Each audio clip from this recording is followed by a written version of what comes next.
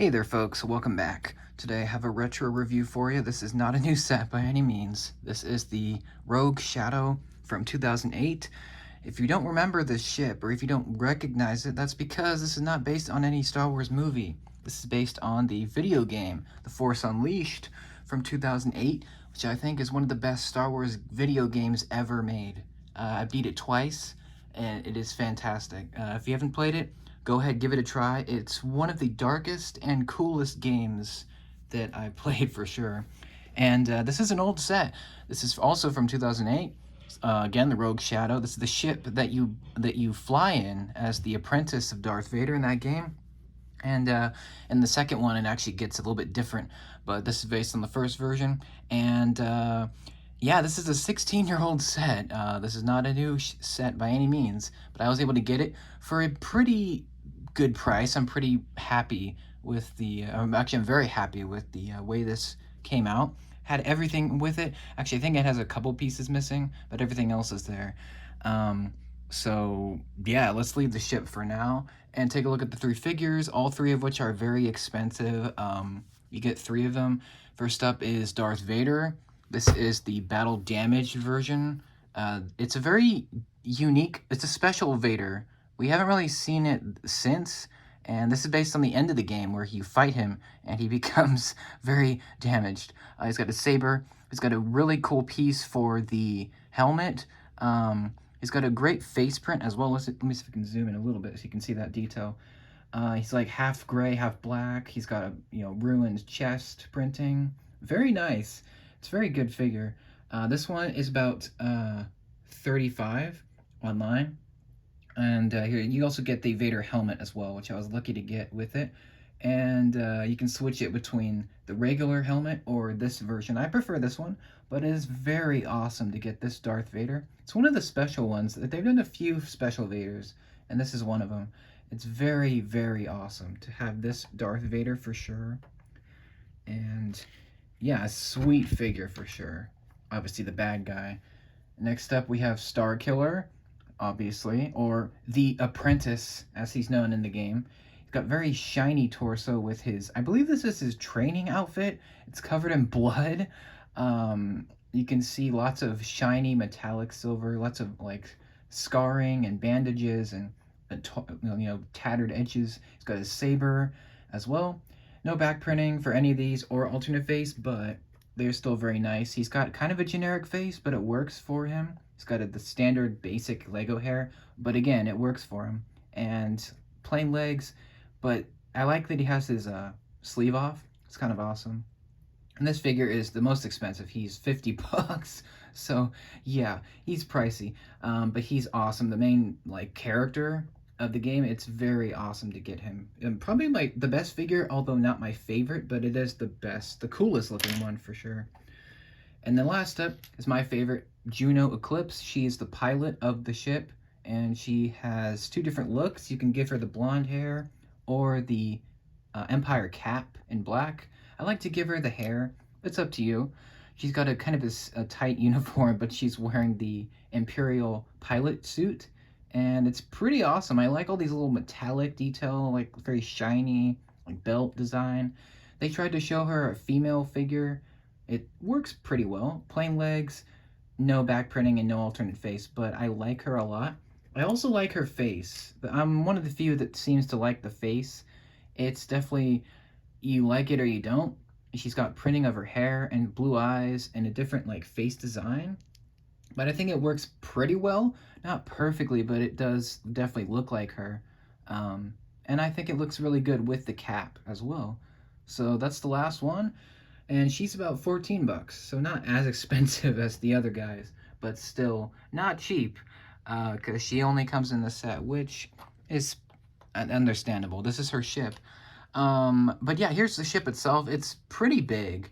It's definitely like a good size too, compared to a figure, and it has so much going on. You would think it looks so boring because it has the black and gray and dark gray color scheme, which is it's usual for the Empire. That's their color scheme, but this was a special ship designed by the Empire, and it's almost like a stealth ship. So it has like a cloaking device. It's got a really awesome hyperdrive, tons of weapons, and it's very unique in terms of a Lego ship as well. They've never done anything like this again. It's its own thing, even though it is based on the game.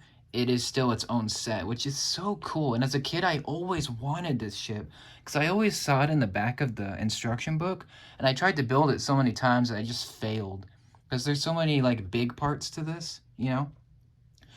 But let's show it off. It's kind of awkward, which is why I had to zoom the camera out, because this is such a weirdly shaped thing. It's a very odd ship. It's so weird looking. Compared to, like, I don't know, the Falcon or whatever, or the Ghost, or a TIE fighter, it's very unique. It's different, which I like. That's why, one of the reasons I wanted it, because it's so um, different. It's not like a standard type of ship, which is cool. And again, it's only in the game, which is something. If you know the game, you know the ship, which is great. And even if you don't, it's still a cool set. This has so many things going for us. Like, it has a lot of features, which is something that I love to see in a set like this. The first one's pretty basic.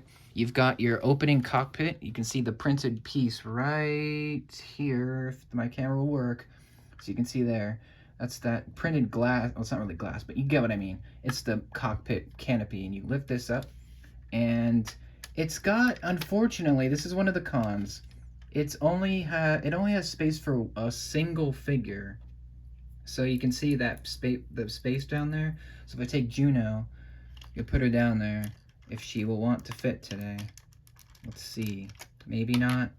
Give me 1 second. I'm gonna try to get her in there. Okay, there we go. So Juno's in there, and it looks like there's spot for the apprentice.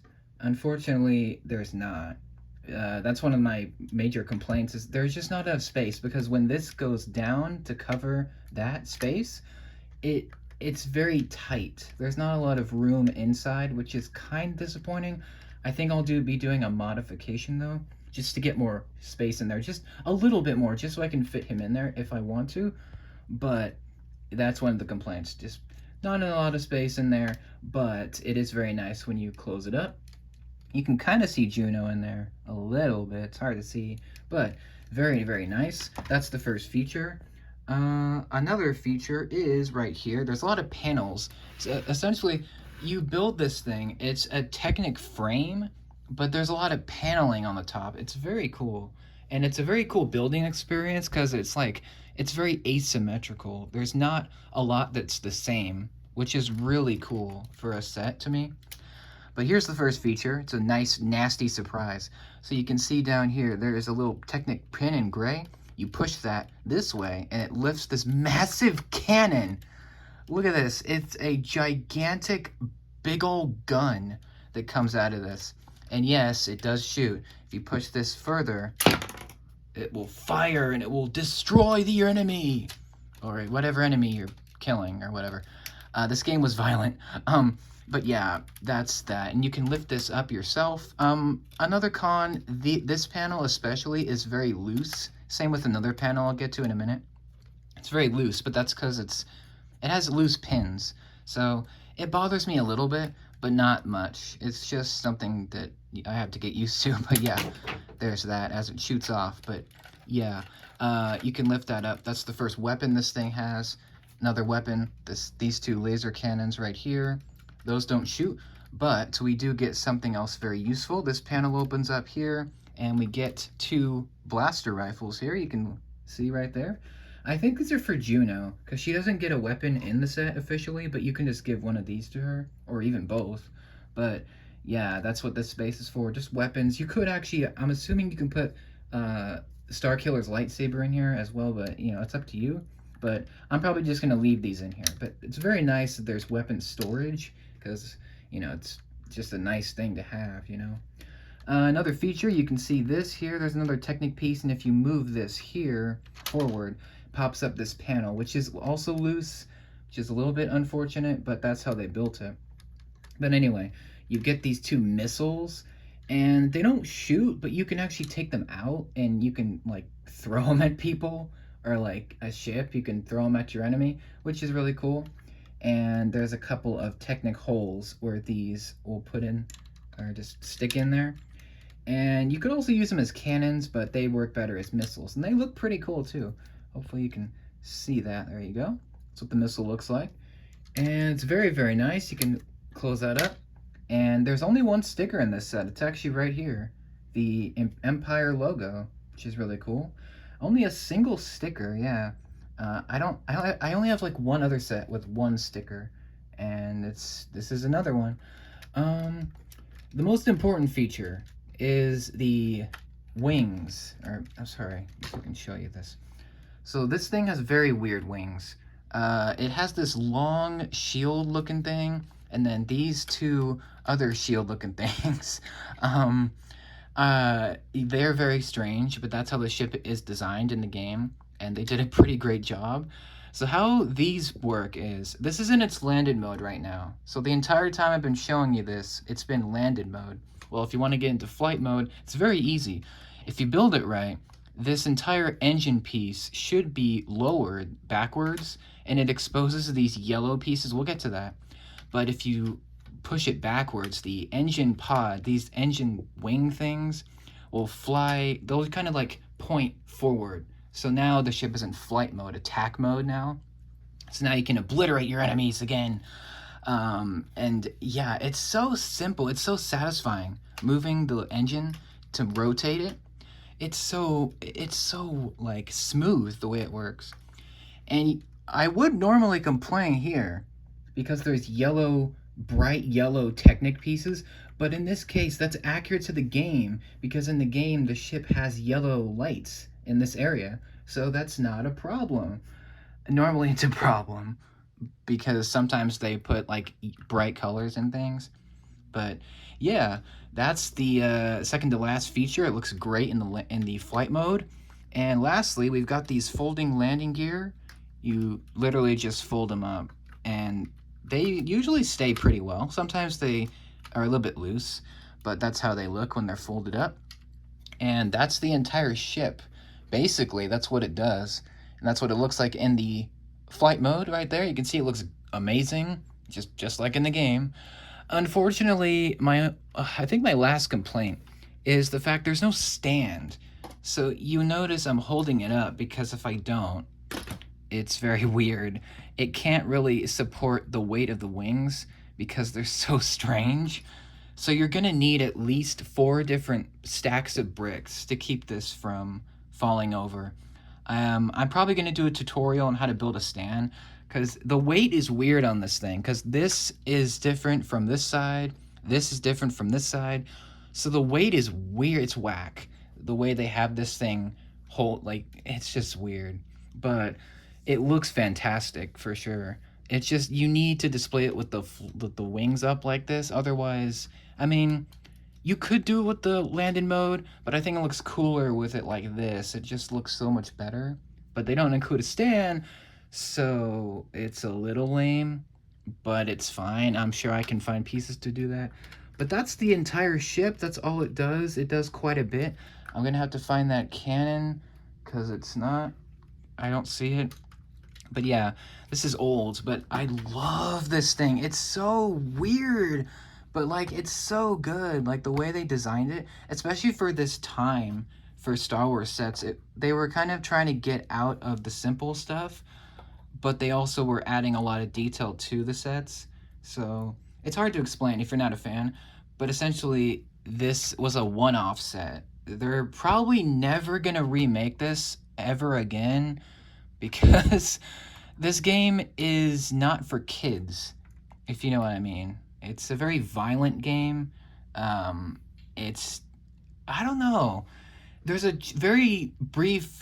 slim chance they could remake it. If they do, that's great. If not, that's expected. But let me know what you guys think of the Rogue Shadow. Do you think it's a cool set? Do you like the ship?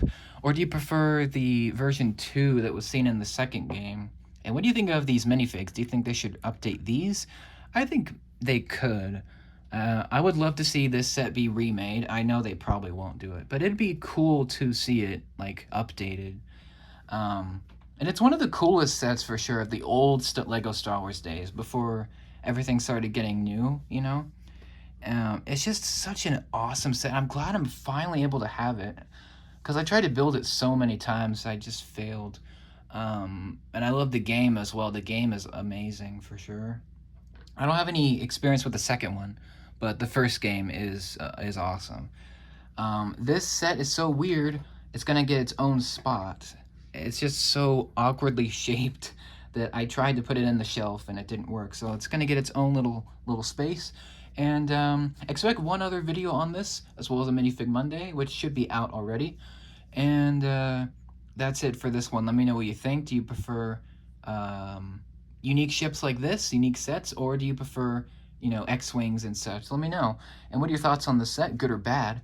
And if you hate it, let me know why, because that'd be interesting too. And if you have this, what is your experience?